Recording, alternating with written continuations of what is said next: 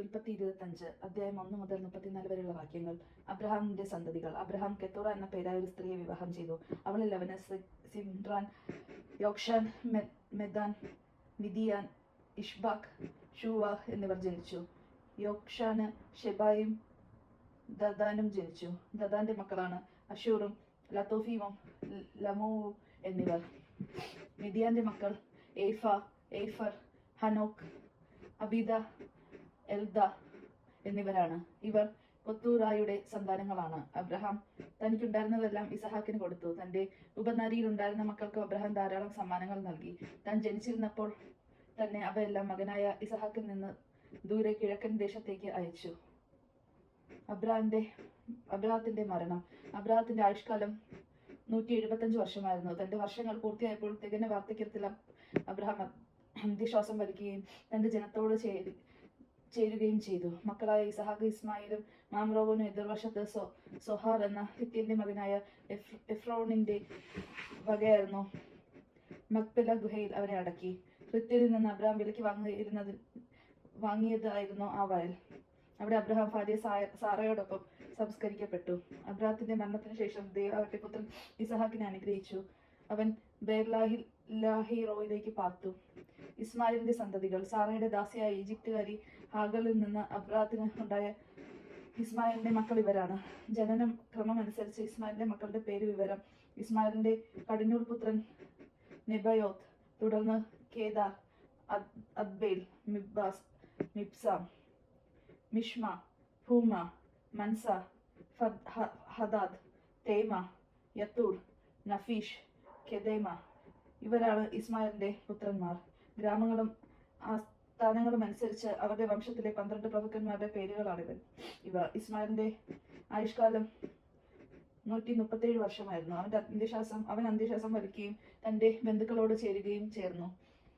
Havilah മുതൽ ഷൂർ വരെയും ഉള്ള ദേശത്ത് അവൻ വാസം ഉറപ്പിച്ചു.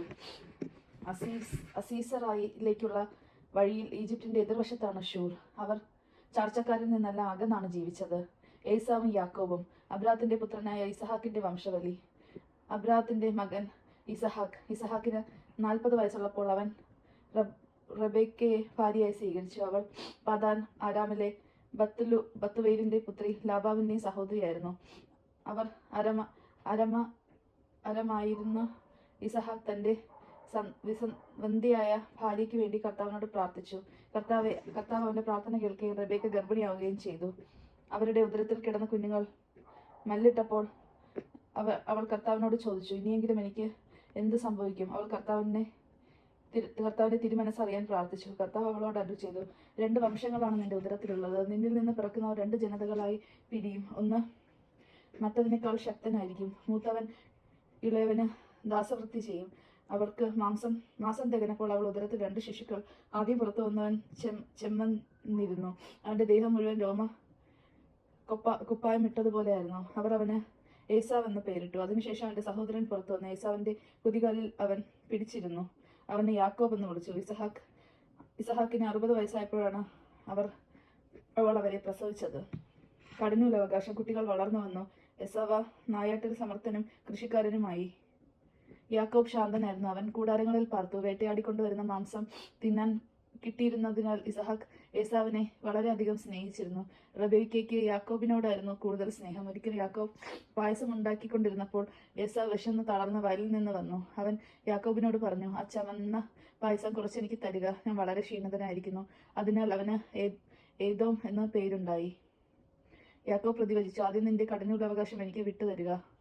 ഏസാവ് പറഞ്ഞു, ഞാൻ വിശന്ന് ചാകാറായി. കഠിനാവകാശം കൊണ്ട് എനിക്ക് ഇനി എന്ത് പ്രയോജനം? യാക്കോബ് പറഞ്ഞു, ആദ്യം എന്നോട് ശപഥം ചെയ്യുക. ഏസാവ് ശപഥം ചെയ്തു. അവൻ തന്റെ കഠിനാവകാശം യാക്കോബിന് വിട്ടുകൊടുത്തു. യാക്കോബ് അവന് അപ്പവും പായസവും കൊടുത്തു. തീറ്റയും കുടിയും കഴിഞ്ഞ് അവൻ എഴുന്നേറ്റ് പോയി. അങ്ങനെ ഏസാവ് തന്റെ കഠിനാവകാശം നിസ്സാരമായി കരുതി. ദൈവജനമാണ് നാം കേട്ടത്. നമുക്ക് ദൈവത്തെ സ്തുതിക്കാം. ക്രിസ്തു അങ്ങേക്ക് സ്തുതി.